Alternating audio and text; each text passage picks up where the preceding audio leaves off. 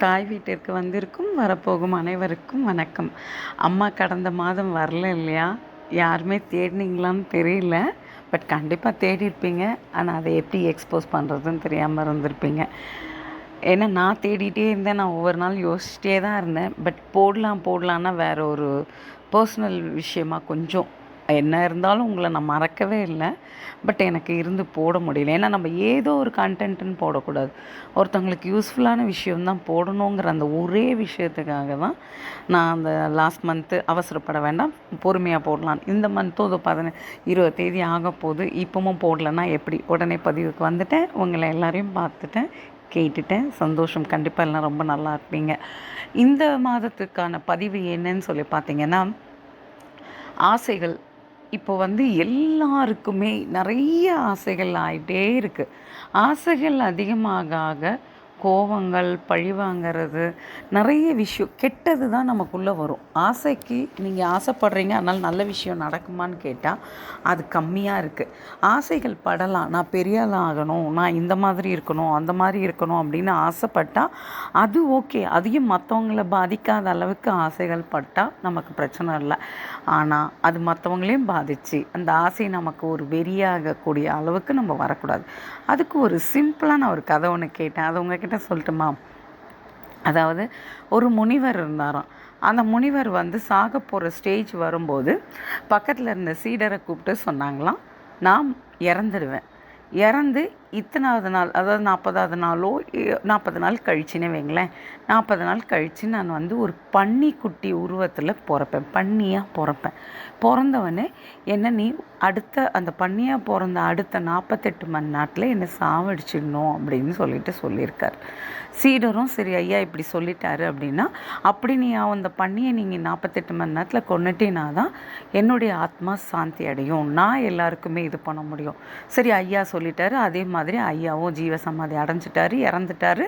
அதே மாதிரி பண்ணாங்க. அது மாதிரி அங்கே இருக்கிற ஒரு பன்னி அவங்க அந்த இடத்துல குட்டி போட்டுது. அவர் சொன்ன மாதிரியே சொன்ன நேரத்தில் குட்டி போட்டுது.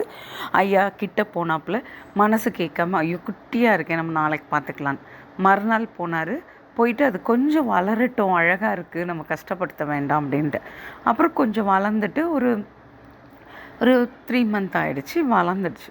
வளர்ந்தோடனே சரி நம்ம ஐயா சொன்னதை நிறைவேற்றணும் அப்படின்னு சொல்லிட்டு போய் அந்த பன்னிக்குட்டியை வெட்ட போகும்போது அந்த பன்னிக்குட்டி அந்த சீடர்கிட்ட சொல்லுது, என்ன கொன்னுடாத அப்படின்னு சொல்லுது.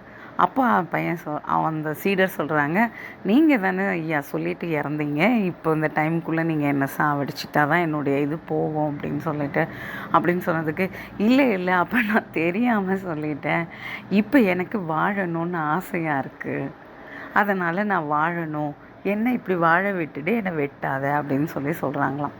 ஸோ இதுலேருந்து என்ன அப்படின்னா, ஆசைகள் யாரையுமே விட்டு வைக்கல. வாழ்க்கைன்றது வாழறதுக்கு தான். அந்த வாழ்க்கையை அருமையாக வாழும்போது நமக்கு ஆசைகளோடு சேர்ந்து வாழ்க்கையை அனுபவிக்க கற்றுக்கணும். அதை விட்டுட்டு நான் வாழ்க்கையில் இவ்வளோ கஷ்டப்படுறேன் அவ்வளோ கஷ்டப்படுறேன் அப்படின்றதோட வாழ்க்கையை அனுபவித்து வாழ பாருங்கள். கண்டிப்பாக எப்பேற்பட்டவங்களுக்கும் ஒரு ஆசைகள் இருக்கும். அந்த ஆசையை நம்ம அச்சீவ் பண்ணுவோம். அதுக்காக நம்ம வாழணும் அப்படிங்கிற ஒரு விஷயத்த சொல்கிறதுக்காக தான் அம்மா இந்த மாதம் பதிவுக்கு வந்தேன். உங்களுக்கு இந்த கதை புரிஞ்சிருக்கோன்னு நினைக்கிறேன். ஆசைகள் யாரையும் விடுறதா இல்லை, ஆனால் அது நல்ல விதமாக இருக்கணும். யாரையும் கெடுத்து கஷ்டப்படுத்தி ஒரு விஷயத்தை அடைகிற விஷயமா இருக்கக்கூடாது. ஆசைப்படணும், நான் இந்த அளவுக்கு போகணும், இவங்களுக்கு நல்லது செய்யணும், இவங்களை இப்படி இது பண்ணணும், நம்ம சுற்றி இருக்கவங்களை நல்லபடியாக வச்சுக்கணும், அந்த ஆசைகள் ஓகே.